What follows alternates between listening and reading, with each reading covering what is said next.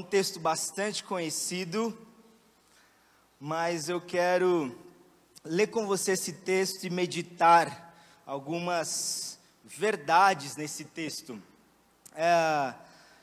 Creio que essa história, ela nos dá algumas ideias muito importantes. Então eu não vou ler todo o texto, porque o texto já é bastante conhecido, e até porque é extenso, mas eu vou ler apenas alguns versículos, e depois nós vamos meditar. Ao longo do texto nós vamos expondo. Vou ler o verso 48 até o verso 51. 1 Samuel, verso 17, do 48 ao 51. Diz assim a palavra de Deus: Quando o filisteu se aproximou para atacar Davi, foi correndo enfrentá-lo. Enfiou a mão na bolsa, pegou uma pedra e atirou-a com a sua funda. A pedra acertou o filisteu na testa e ficou encravada ali. E Golias caiu com o rosto em terra. Assim Davi venceu o filisteu e o matou com apenas uma funda e uma pedra, pois não tinha espada. Em seguida, correu até o filisteu, puxou da bainha a espada dele e a usou para matá-lo e cortar-lhe a cabeça. Vamos orar mais uma vez? Pai, em nome de Jesus, nós estamos aqui diante da Tua palavra é poderosa, Tua palavra é alimento, Tua palavra é vida, Tua palavra, Senhor, é oxigênio que nós precisamos para nos mantermos, para sobrevivermos, para, ó Deus, podermos abundar a vida que o Senhor tem para nós, ó Pai. Então eu peço que nessa noite a Tua palavra possa ser derramada, jorrada sobre nossos corações e que possa produzir muita vida em nós, Senhor. Que a Tua palavra gere, ó Deus, certeza, gere convicção, renove a fé, traga esperança, possa ser como um rio, ó Deus, que passa sobre a terra seca e possa gerar vida, frutos, crescimento, ó Deus, em nome de Jesus. Fala conosco nessa noite. Nós oramos assim, amém, amém. O tema que eu quero compartilhar com os irmãos nessa noite é inteligência espiritual para a guerra. Inteligência espiritual para a guerra. Antes da gente avançar, deixa eu só confirmar até que horário o nosso culto vai, só para eu saber, dependendo. Tranquilo? Então tá bom. Inteligência espiritual para a guerra. Até aproximadamente 1990, mais ou menos, havia uma grande ênfase naquilo que nós conhecemos como QI, que é o quociente intelectual. Se falava muito a respeito do intelectualismo, da mente, né, dessa questão do cálculo, da racionalidade. Por causa da influência da Idade Média, do período do iluminismo, os filósofos e tudo mais, eles enfatizavam muito essa coisa da razão, essa coisa da certeza, essa coisa daquilo, do cálculo. Mas de 1990 para cá, um outro movimento muito forte começou, que é a ênfase naquilo que eles chamam de inteligência emocional, ou quociente emocional. Então, alguns doutores, pesquisadores, um deles muito conhecido, que é o Daniel Goleman, tem distribuído, espalhado a ideia de que, mais do que a inteligência intelectual, mais do que essa capacidade intelectual, nós precisamos de uma inteligência emocional. Como assim? Nós precisamos aprender de maneira inteligente a administrarmos nossas emoções. Dizem os especialistas que 80% dos sucessos e dos fracassos das pessoas não tem a ver com a intelectualidade, mas tem a ver com as emoções. Olha que isso. 80% dos seus acertos ou seus erros não tem a ver com a sua capacidade, habilidade de pensar, de calcular, mas tem a ver com o seu estado emocional. Então, essa ideia, essa questão da inteligência emocional tem sido muito divulgada hoje em dia. Então, as escolas têm pensado numa educação que trabalha a questão da inteligência emocional. Nas grandes empresas, eles já buscam pessoas que treinem seus funcionários na inteligência emocional. Mas, além da inteligência emocional, eu creio que tanto a inteligência em termos racionais tem suas limitações, é importante, mas tem suas limitações. Mas a inteligência emocional também tem suas limitações. Porque o ser humano é feito de espírito. também. O ser humano foi criado a um ser espiritual e ele foi criado para se relacionar com Deus. Então, se o homem tiver apenas bem em termos racionais, em termos emocionais, ainda assim ele não estará completo e pleno. Por quê? Porque ele é um ser espiritual. E por isso, então, a necessidade, e eu quero compartilhar com vocês a respeito de inteligência espiritual, pelo menos de maneira muito resumida. E esse texto de Davi, eu creio que Davi era uma pessoa que nós podemos ver nele algumas marcas dessa inteligência espiritual, que é essa capacidade de a gente conseguir aplicar na nossa vida prática princípios da vida espiritual. Davi era alguém que eu vejo algumas marcas disso, e esse texto que nós lemos é um recorte da vida de Davi, onde nós vemos ele aplicando algumas dessas características, dessas habilidades, dessas competências espirituais na sua vida. E a primeira competência espiritual que eu aprendo olhando para essa história de Davi é a responsabilidade. Responsabilidade. O verso 16 diz assim, veja comigo o verso 16. Verso 16 diz assim: durante 40 dias, pela manhã e à tarde, o guerreiro filisteu se apresentava diante do exército israelita e o desafiava. Durante 40 dias, pela manhã e pela tarde, o guerreiro filisteu se apresentava diante do exército israelita e o desafiava. A história de Davi todos nós conhecemos. Davi é um pastor de ovelhas e certo dia, então, seu pai o envia para que ele possa levar alimento para os seus irmãos e ver como seus irmãos estão. Então Davi chega lá e está acontecendo um enfrentamento, uma batalha. O exército está reunido, está acampado contra um exército inimigo. E então eles estão ali no acampamento e Davi chega e vê aquela situação. E ele se depara com uma cena que o chama a atenção. Durante 40 dias o texto diz que um soldado do exército inimigo se levantava, ia até a frente e desafiava o exército de Israel. Agora você pensa comigo, durante 40 dias, não houve o único soldado de Israel que se levantou, que fosse capaz de enfrentar o desafiante. Durante 40 dias eles estavam ali acampados, consumindo seus suprimentos, seus mantimentos, gastando. Durante 40 dias eles estão ali longe de suas famílias, longe de suas casas, longe de suas... Durante 40 dias. Davi chega, ele não era soldado, Davi chega e vê aquela situação.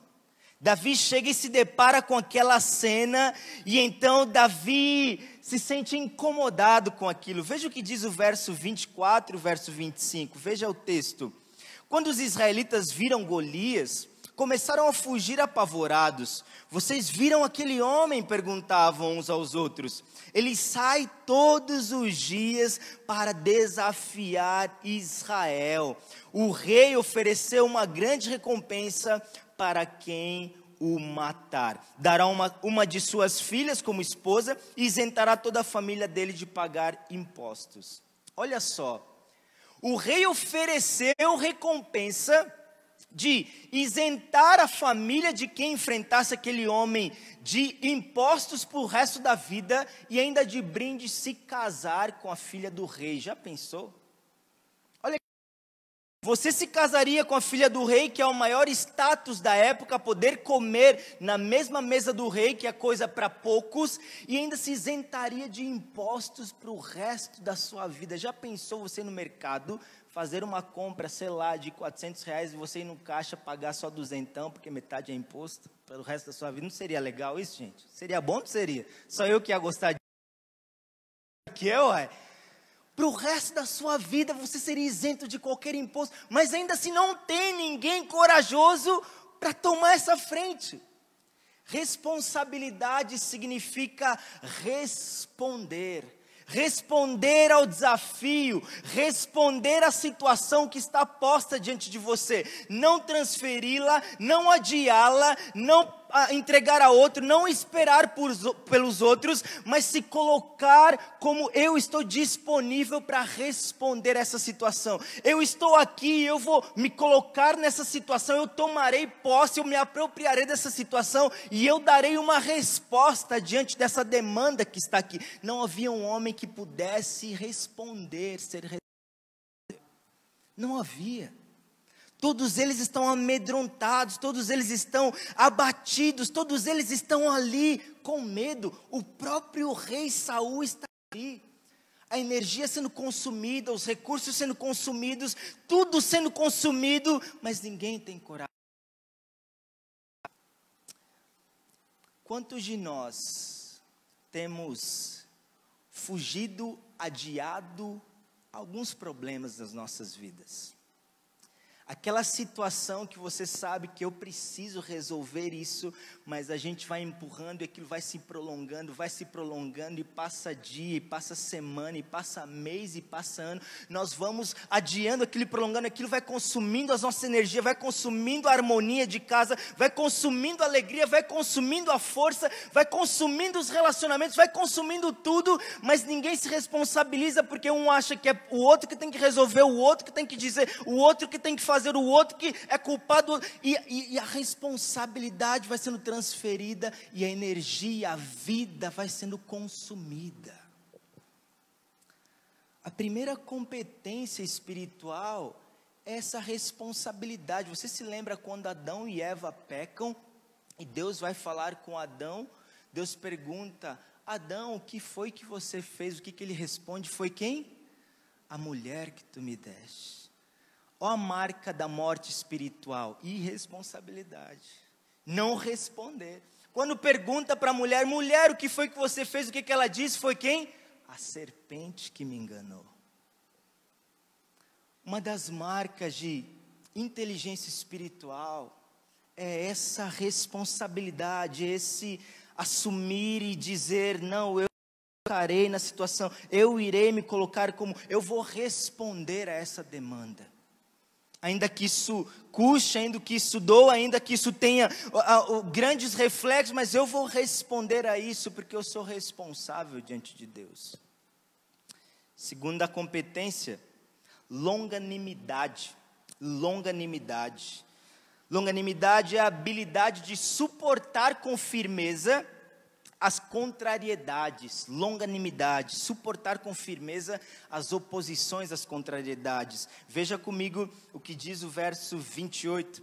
Davi chega lá então diante dessa situação, e ele então está perguntando aos soldados o que está acontecendo, está se informando. Veja o que diz o verso 28. Quando Eliabe, irmão mais velho de Davi, o ouviu falando com os soldados, ficou furioso e perguntou: o que você está fazendo aqui? Não devia estar tomando conta daquelas poucas ovelhas? Conheço a sua arrogância e suas más intenções. Você quer apenas ver a batalha. Outras versões dizem aparecer. Davi diz: o que eu fiz agora? Disse Davi. Só fiz uma pergunta. Então foi até outros soldados, fez a mesma pergunta e recebeu a mesma resposta. Longanimidade. Davi, quando se coloca e vê aquela situação, e ele então começa a perguntar, Davi enfrenta 3 oposições aqui. A primeira oposição que o texto nos mostra que Davi enfrenta é da sua própria família. Seu irmão chega para Davi e fala: o que você está fazendo aqui? Você só veio aqui para ver a luta. Ele chama Davi de arrogante. Você é arrogante, Davi, eu conheço as suas más intenções. Davi, você se acha, você é cheio de querer, Davi. Você quer aparecer, você gosta de um confete, Davi. Você veio aqui só para dizer que é o tal. Na verdade aqui, se você voltar algumas páginas e ver a história de Davi, há um sentimento de inveja, de ciúmes dos irmãos, porque quando Samuel foi até a casa de Davi para ungir um rei, todos os irmãos passaram, porque nenhum deles era, todos eles foram apresentados diante de Samuel. Samuel falou: não é ele, não é ele. Então mandaram chamar Davi, que estava lá no campo, trazê-lo mais novo para ele ser ungido rei. Então há um coração amargurado aqui contra Davi. Mas a primeira oposição que Davi enfrenta é a sua própria família. É a sua própria família. Eliabe se levanta contra Davi e começa a acusá-lo de certas coisas.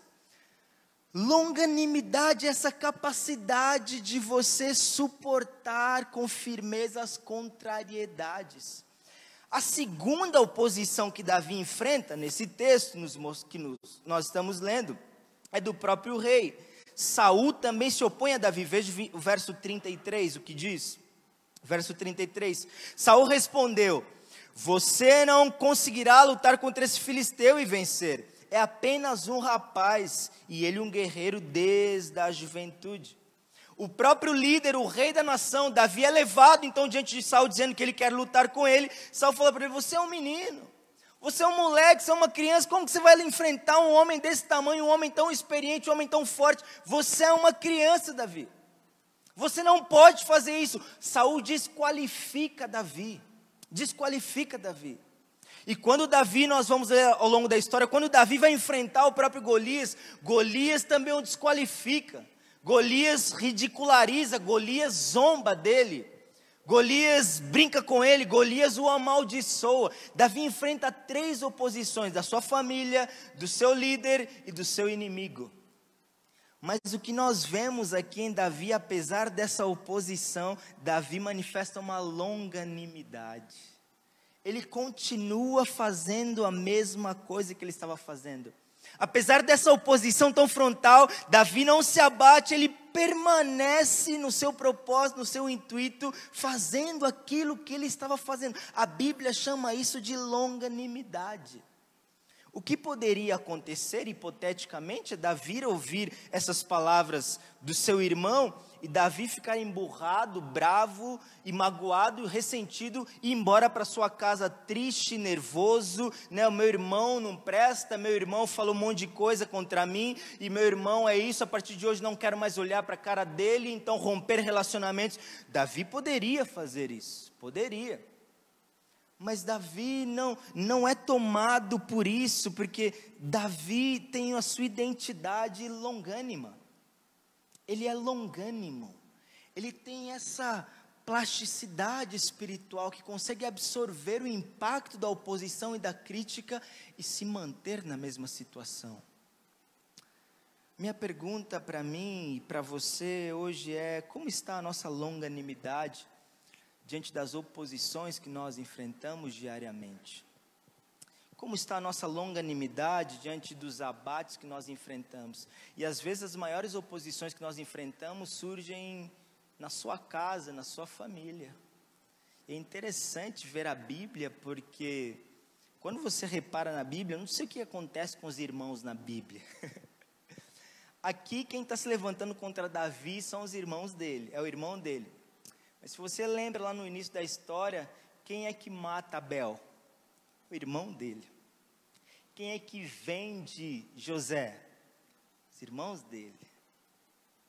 Não sei que mistério aqui, não estou dizendo nada dos seus irmãos, tá? Ok, está tudo certo. Só estou falando dos irmãos da Bíblia. Mas o fato é que o que eu quero levantar aqui é que a oposição surge às vezes de lugares inesperados. E há muitas pessoas que são machucadas de uma maneira permanente por causa de coisas que aconteceram na sua família e de oposições que os abateu e entraram na casinha e perderam o propósito, perderam a vida, perderam a perspectiva, perderam o rumo, porque se opuseram a mim e me colocaram situações, falaram contra mim, falaram mal de mim. A longanimidade precisa superar isso. Mas eu continuo. A terceira competência que o texto nos mostra tem a ver com autenticidade. Autenticidade, estou correndo um pouco por causa do nosso tempo. Autenticidade, o verso 38, 40, diz assim, olha comigo o texto. Então Saul deu a Davi sua própria armadura, incluindo uma couraça e um capacete de bronze. Davi prendeu a espada sobre a armadura e tentou dar alguns passos, pois nunca tinha usado essas coisas. Não consigo andar com tudo isso, pois não estou acostumado, disse a Saul e tirou a armadura. Pegou 5 pedras lisas de um riacho e as colocou em sua bolsa de pastor. Armado apenas com o seu cajado e sua funda, foi enfrentar o filisteu. A autenticidade tem a ver com aquilo que é verdadeiro, aquilo que é autêntico, aquilo que é legítimo, aquilo que é real, aquilo que é verdadeiro. Interessante que esse texto nos mostra. Diz que quando Davi foi levado até Saul, Saul pega a sua armadura e coloca sobre Davi. Essa armadura pertencia a quem mesmo? Pertencia a quem a armadura? A Saul. Golias não estava lá enfrentando todo o exército de Israel, inclusive Saul, correto? A armadura de Saul não fez com que ele tivesse coragem para enfrentar o inimigo. Apesar dele ter armadura, mesmo assim essa armadura não foi suficiente para ele enfrentar o inimigo. Mas por que carga d'água essa armadura que não foi suficiente para ele, não serviu para ele enfrentar o seu inimigo? Por que carga d'água essa armadura agora serviria para Davi? Se a armadura não serviu para ele, não foi útil para ele, por que seria útil na vida de Davi? Aqui está implícito a ideia de que, aquela ideia que as pessoas têm às vezes de uma, não sei se você já se deparou com esse tipo de pessoas que, a pessoa tem receita de sucesso para tudo. A pessoa sempre tem uma receita de sucesso para todas as coisas. E engraçado que você olha para a vida dela, não condiz, mas ela sempre tem um sucesso, uma fórmula de sucesso para tudo. Não, você está falando, não, bom mesmo é você fazer tal coisa, mas você olha para a vida dela e fala, se era tão bom assim, se ela sabe tanto, por que isso na vida dela não está presente?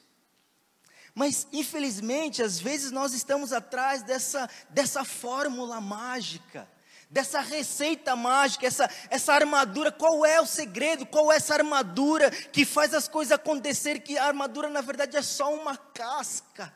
É só uma casca, porque o que importa não é a armadura, mas é quem está usando a armadura. Eu vou repetir isso.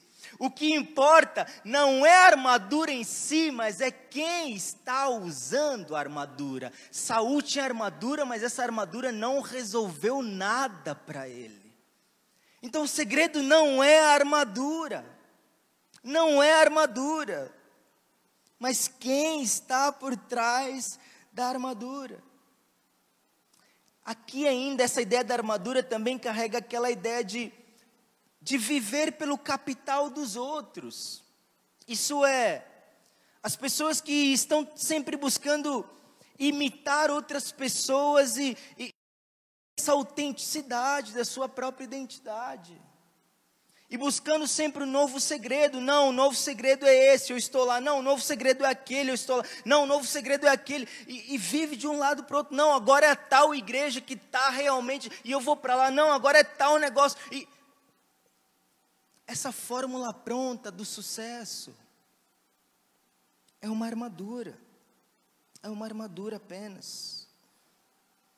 Mas a armadura também carrega uma ideia aqui de fonte de segurança. Como assim?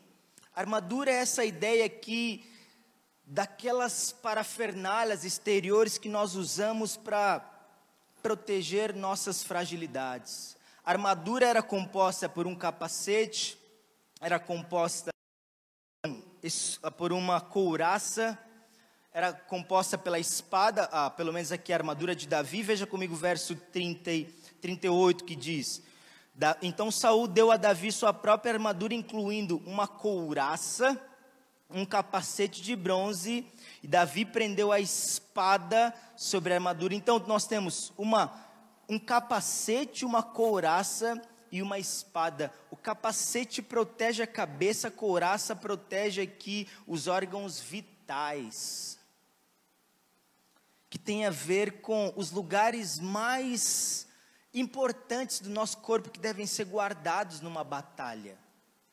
Então, a armadura aqui tem a ver com essa parafernália externa que nos protege, que nós cremos que nos mantém seguro na vida. Essa parafernália externa que nós entendemos que nós precisamos disso para estarmos seguros. Que se nós estivermos isso, então iremos dormir tranquilo e em segurança, porque estamos revestidos dessa armadura. E essa armadura então pode ser inúmeras coisas nas nossas vidas. Dessas coisas externas que nós nos cobrimos e colocamos em nós e queremos nos apegar, porque achamos que se tivermos isso, então estaremos bem, então a nossa vida estará segura, então poderemos enfrentar as batalhas, então poderemos enfrentar as dificuldades. Essa parafernália externa pode ser um fundo de emergência. Não, eu tenho um fundo de emergência para aguentar uns 6, 12 meses tranquilo a minha vida. Se acontecer, a pandemia durar mais um ano, eu tenho 12 meses de segurança. Isso pode ser uma parafernália externa. Não. A minha armadura, na verdade, é a minha saúde forte, a minha saúde boa. Isso é apenas uma parafernália externa. Não, a minha armadura mesmo, na verdade, tem a ver com, né, o cuidado da minha família, né, a nossa relação boa. São parafernálias externas, onde nós colocamos a nossa segurança. Mas nada disso nos dá vitória no dia da batalha. Nada disso, nenhuma armadura externa é poderosa o suficiente para nos sustentar no dia da batalha. Aliás, essas armaduras externas se tornam ídolos muitas vezes nas nossas vidas. Eu estou citando várias coisas aqui, mas Deus aí pode estar ministrando no seu coração de alguma armadura que você tem alimentado no seu coração e na sua vida. Qual é essa armadura? Que você tem se apegado e se segurado e dito, não, é isso aqui que eu preciso, se eu tenho isso, então estou firme, estou protegido. Qual é essa armadura? Qual é essa parafernália? Qual é esse elemento externo?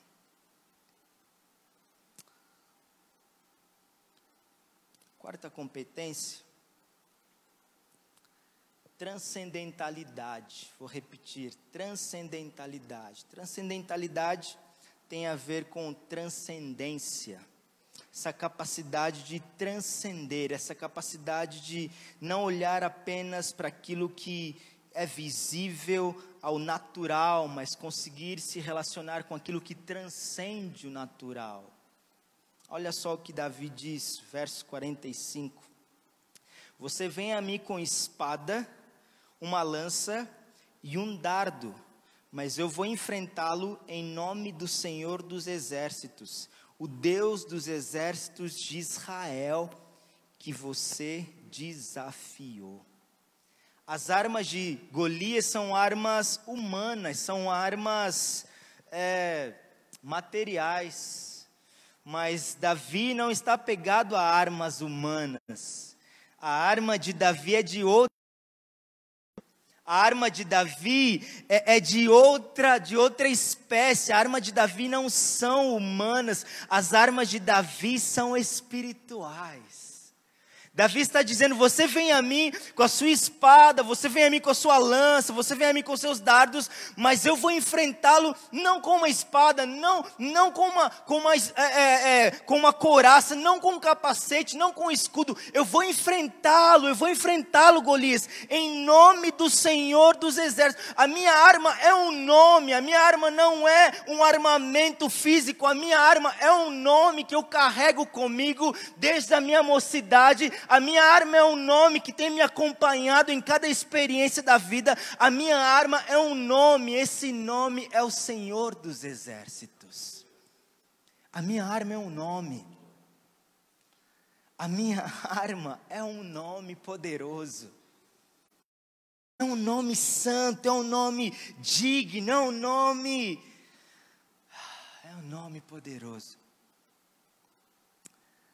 O apóstolo Paulo, falando sobre isso, ele diz em Efésios 6, 10, 11, 13: sejam fortes no Senhor e em seu grande poder, vistam toda a armadura de Deus para que possam permanecer firmes contra as estratégias do diabo, Portanto, vistam toda a armadura de Deus, para que possam resistir ao inimigo no tempo do mal. Então, depois da batalha, vocês continuarão de pé e firmes. 2 Coríntios 10, 3 e 4. Embora sejamos humanos, não lutamos conforme os padrões humanos. Usamos as armas poderosas de Deus e não as armas do mundo, para derrubar fortalezas do raciocínio humano e acabar com os falsos argumentos.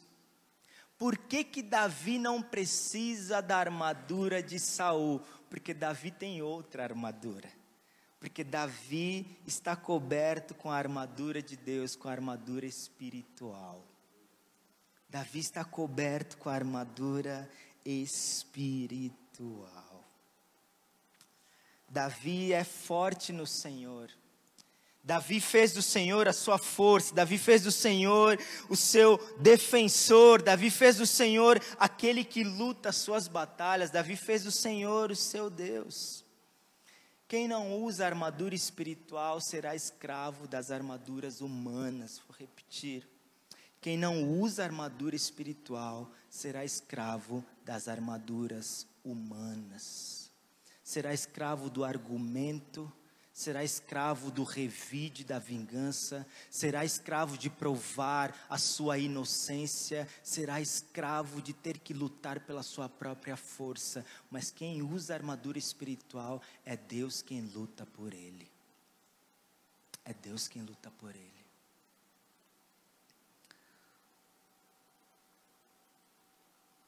A minha pergunta então para nós hoje é: qual tem sido a nossa armadura? Que armadura estamos nos revestindo para a guerra que nós estamos enfrentando? Qual é a armadura que você tem se vestido? Porque se a armadura for carnal, o resultado será como o resto do exército de Israel, com medo, acovardados, transferindo a responsabilidade. Mas quando a armadura é espiritual, a resposta é diferente. A resposta é diferente. Competência. Profissionalidade. Vou repetir, profissionalidade. Profissionalidade tem a ver com profecia, né? Profissionalidade com C, tem a ver com profecia. Olha o que o verso 36 e 37 diz. Fiz isso com o leão, Davi falando, fiz isso com o leão e o urso, e farei o mesmo com esse filisteu incircunciso, pois ele desafiou os exércitos do Deus vivo, e disse ainda: o Senhor que me livrou das garras do leão e do urso, também me livrará desse filisteu. Saul tenta demover Davi da sua palavra, da sua convicção de enfrentar o gigante. Saul tenta convencer Davi de que você é incapaz, você não pode. Mas Davi está resoluto, ele diz que o mesmo Deus que me livrou das garras do leão e do urso, me livrará deste filisteu. O que Davi está dizendo aqui? Davi não lutou ainda, Davi não venceu ainda, mas Davi está fazendo uma declaração.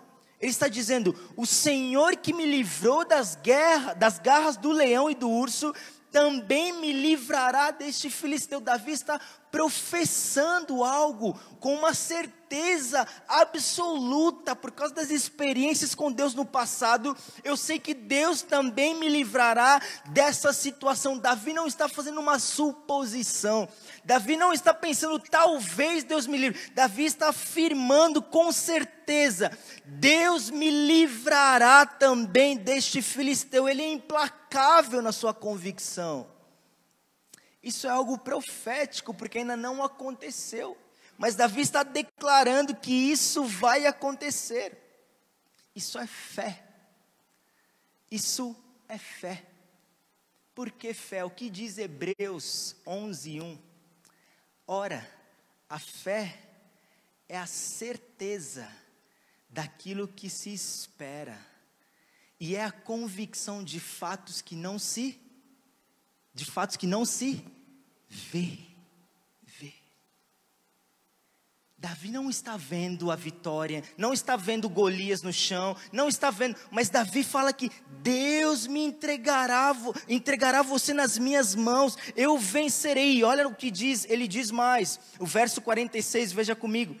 Hoje o Senhor entregará você em minhas mãos, e eu matarei e cortarei a sua cabeça, então darei os cadáveres de seus homens às aves dos céus e aos animais selvagens, e o mundo saberá que há um Deus em Israel. Davi é específico, eu vou matá-lo e vou cortar, vou degolar você, e dar o seu cadáver, o cadáver dos seus homens, às aves do céu. E quando nós lemos o restante do texto, aconteceu exatamente isso, irmãos. Tem uma preocupação que eu carrego comigo, que é, eu acredito, eu sou reformado, muito reformado, isso é, acredito nas doutrinas da reforma de todo o meu coração, e eu acredito que nós temos uma tendência, por causa, eu já falei disso em outro momento, por causa do abuso que alguns fazem com certos ensinos, nós acabamos jogando fora a água e a criança suja. Aliás, a criança e a água suja fora. Em vez de só tirar aquilo que é ruim e ficar com o que é bom, nós jogamos tudo fora. Por que eu estou dizendo isso? Porque no Brasil, principalmente ao redor do mundo, a questão da profecia foi banalizada. A profecia passou a ser tratada como mandar Deus fazer coisas, decretar para Deus fazer coisas, ordenar Deus, colocar Deus na parede, ou então pessoas inventarem coisas, Deus mandou te dizer e não era Deus, e a profecia foi banalizada. Mas o que nós fazemos então para nos protegermos e não nos misturarmos com esse tipo de movimento, nós jogamos tudo fora. Mas a Bíblia tem um aspecto de que nós somos chamados a ser proféticos. Isso é, a fé é algo profético. Davi não está, isso não aconteceu ainda, mas Davi está declarando isso. O que é profecia? Professar é você declarar a sua fé, aquilo que você espera em Deus que lhe aconteça, em fé. A fé é a certeza daquilo que se espera, a convicção de fato que não se vê. Isso é profético, irmão. Isso é profético. Isso é profético. Vou te dar outro exemplo da Bíblia. Deus chega para Abraão e fala para ele que a partir de hoje você já não se chamará mais Abrão, com um A, mas se chamará Abraão. Abrão significa pai ilustre, Abrão com um A. Abraão significa pai de multidões. Quando Deus fala isso para Abrão, Abrão não tem nenhum filho ainda. Deus fala para ele, a partir de hoje você já não vai mais se chamar Abrão, mas Abraão, pai de muitos. Mas ele ainda não tem filho, já é um senhor de idade, velho, a esposa é estéril. Agora você imagina Abraão chegando para todo mundo, como você se chama? Abraão, pai de muitos, mas não tem nenhum filho. O que é isso? É profético, é fé. Nós vivemos por fé e não por vista, a Bíblia diz. A minha pergunta para você hoje é: o que você tem esperado em seu coração em Deus? Porque o ser humano é um ser que espera, nós imaginamos um monte de coisas. A questão é, o que você tem esperado? O que o seu coração imagina? Imagina coisas boas, espera por coisas boas e positivas em Deus? Ou a sua fé é negativa, espera por coisas ruins, espera por desgraça, espera por fatalismo, espera para tudo dar errado? O que a sua fé espera? O que o seu coração professa? A fé é a certeza daquilo que nós esperamos e a convicção de fatos que nós não vemos. Deus leva a fé a sério, irmãos. Deus leva a fé a sério. Eu não sei como explicar entre a soberania de Deus e a fé que Deus leva a sério, mas a Bíblia fala de fé de uma maneira muito séria. A mulher do fluxo de sangue, Jesus não estava na rota dela, Jesus estava indo na casa de Jairo para curar a filha de Jairo que estava doente. Jesus está indo para lá, a mulher do fluxo de sangue entra no caminho de Jesus e toca na orla dele, porque o texto diz, ela pensava, se eu tão somente tocar na orla dele, serei curada, e ela é curada. Jesus está caminhando, Jesus não tinha planos para ela. Fé, irmãos, que aconteceu.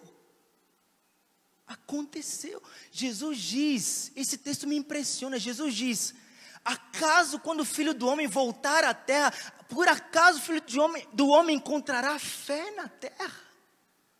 Fé, irmãos. Eu poderia acabar o meu sermão aqui.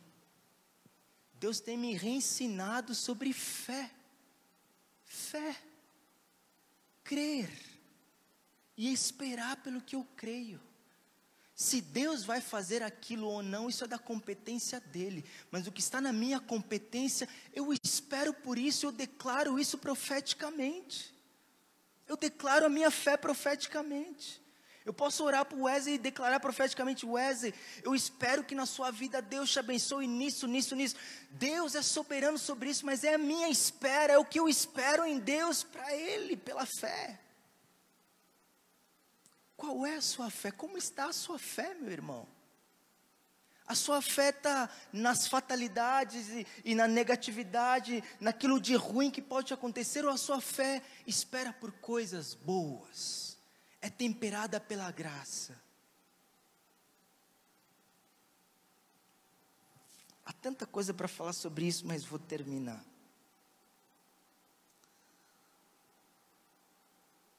Vou terminar com uma última competência.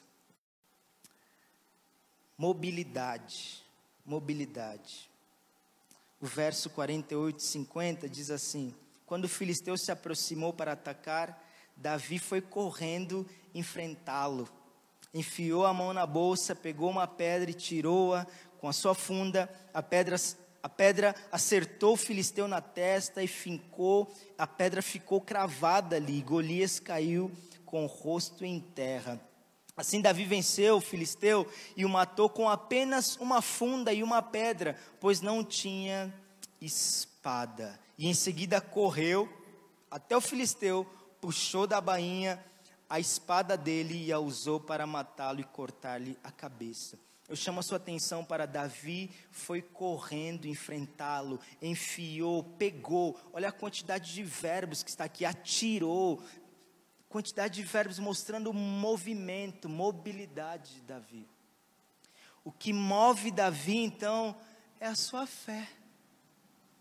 Por causa da fé que ele tem, de que Deus lutará comigo, de que Deus me dará vitória, de que por causa de Deus que luta por mim, eu cortarei a sua cabeça, eu vencerei. Por isso eu tenho mobilidade, por isso eu ajo, por isso eu me movimento de maneira confiante, de maneira assertiva, porque eu me movimento não na força do meu braço, mas eu me movimento na força de Deus, que eu creio, que me sustenta e me carrega.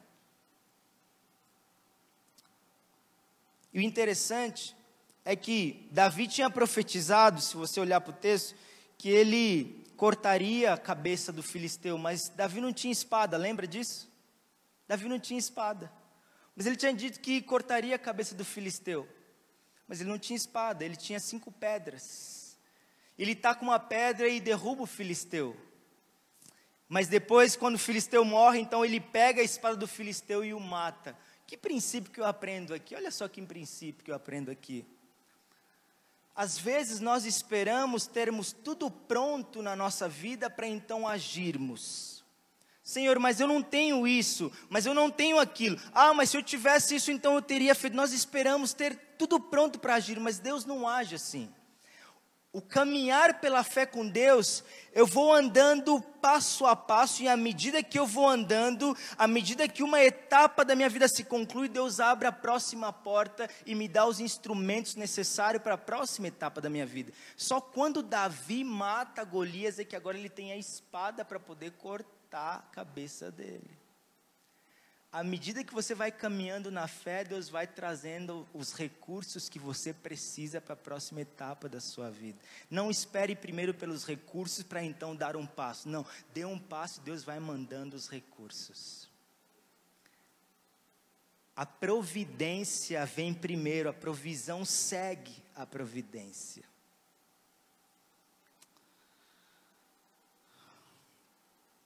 Mais do que inteligência racional e emocional, nós precisamos muito aprendermos a ler a Bíblia e ver inteligência espiritual para nós aplicarmos nas nossas lutas diárias.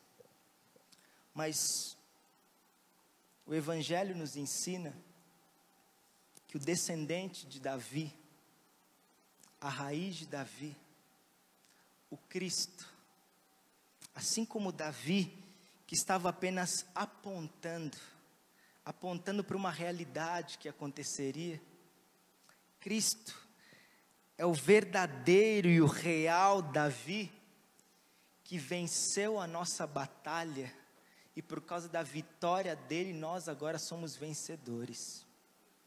A vitória de Davi, todo Israel vencedor, assim como a vitória de Cristo, é que nos faz vencedores e mais do que vencedores. E por causa da vitória de Cristo na cruz, agora Ele nos habilita pelo poder do Espírito Santo para nós desenvolvermos em nós essas competências espirituais para nós enfrentarmos as nossas batalhas do dia a dia. Maior é o que está em nós do que o que está no mundo. Nós somos fracos por nós mesmos, mas a nossa fraqueza nos faz forte, porque quando somos fracos, aí é que nós somos fortes. Quero te convidar a ficar de pé nesse momento.